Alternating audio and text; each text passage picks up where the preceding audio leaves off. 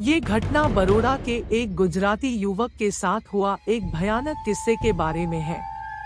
उसका नाम जिग्नेश है। वो अपने माँ बाप के साथ अलकापुरी में रहता है। उसके पापा मिठाई की दुकान चलाते हैं और माता गृहिणी है। 5 साल पहले की ये घटना है जिसकी वजह से वो आज भी डरा हुआ रहता है। ये पूरी घटना के बारे में वो बताता है। इस घटना को याद करके आज भी मेरे दिल के धड़कन बढ़ जाती है। डर के कारण मेरे हाथ भी कांपने लगते हैं। भूत प्रेत और शैतान में मैं कभी नहीं मानता, ये सब बातें बकवास है, ऐसा ही मानता था। लेकिन ये घटना के बाद जब मैं अंधेरी गली में से भी निकलता हूँ तो मेरे पैर थड़ थड़ कांपने लगते हैं।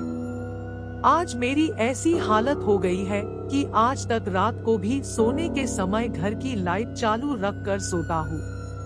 मेरे पाप बहुत ही कड़क स्वभाव के हैं। 12वीं कक्षा की परीक्षा में खराब परिणाम आने के कारण मेरे पापा का गुस्सा 7वें आसमान पे पहुँच गया। उन्होंने मुझे मार पीट के घर से बाहर निकल दिया। मैं बड़ौदा से राजकोट भागकर चला आया। वहीं पे मुझे एक दोस्त ने रहने के लिए मदद की, लेकिन मुझे कौन काम देगा क्योंकि मैं 12वीं कक्षा में नापास हुआ था। नौकरी नहीं मिली, फिर भी मैं हिम्मत नहीं हारा। मैं अपने पिताजी का व्यवसाय मिठाई और नाश्ता बेचना शुरू कर दिया। राजकोट के गोंडल रोड पर फुटपाथ पे पूरी शाक बेचना शुरू कर दिया।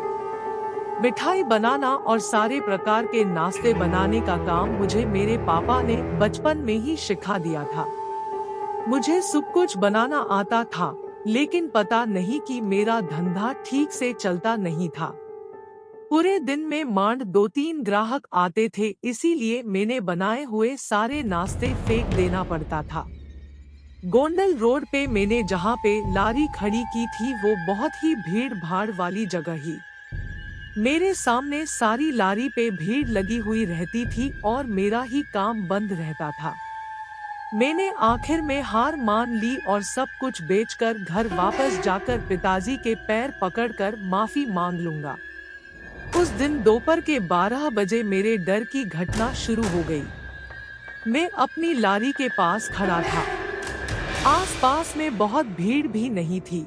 मैं पास में दीवार पे पेशाब करने के लिए गया और मुझे जोरदार झटका लगा। वहीं पे एक भयानक आवाज सुनाई दी और मेरे होश उड़ गए। मुझे ऐसा लगा कि कोई प्यासा पानी पी के संतोष हुआ, ऐसे खुश हुआ। थोड़ी देर में देखा कि मेरी लारी के आसपास भीड़ जमा होने लगी और मैं जमीन पे गिर गया। जब मैंने देखा कि मेरी लारी के पास एक ग्राहक खड़ा था, मैं खड़ा होके उस ग्राहक के साथ बात करने लगा। वो आदमी अजीबो गरीब लगता था। उसने मुझे कहा कि तुम्हारे पास जो भी खाने का नाश्ता है वो सब मुझे पैक करके दे दे। सामान पैक करने से पहले उसने मुझे पैसे भी दे दिए। मेरी खुशी का कोई ठिकाना ही नहीं रहा। उस आदमी ने मेरी सारी मिठाई, नाश्ता सब कुछ खरीद लिया और मुझे ज्यादा पैसा भी दिया। इसलिए मेरी हिम्मत भी बढ़ गई और मैंने वडोदरा वापस जाना टाल दिया। वो आदमी हर रोज आता और मेरी सारी मिठाई और नाश्ता खरीद लेता। एक बार मैं बाहर घूमने गया और उस दिन लारी निकली नहीं थी। दूसरे दिन लारी लेके मैं काम पे पहुंचा तो वो आदमी मेरी सामने आके खड़ा हो गया और गुस्से से लाल होके मेरे सामने घूरने लगा। उसने मुझे सिर्फ उतना ही कहा कि मैंने तुम्हें तुम्हारी तकलीफ में मदद की और तूने मुझे कल भूखा रखकर इसका बदला लिया। अब मैं तुम्हें इसकी सजा दूंगा।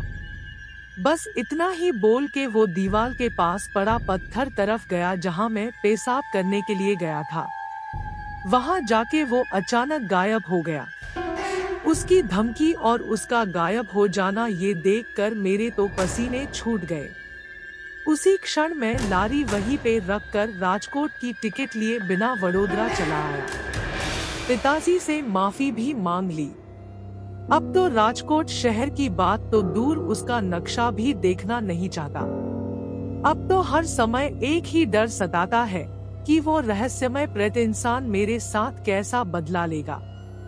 दोस्तों, आपको यह कहानी कैसी लगी प्लीज हमें कमेंट करके जरूर बताएं।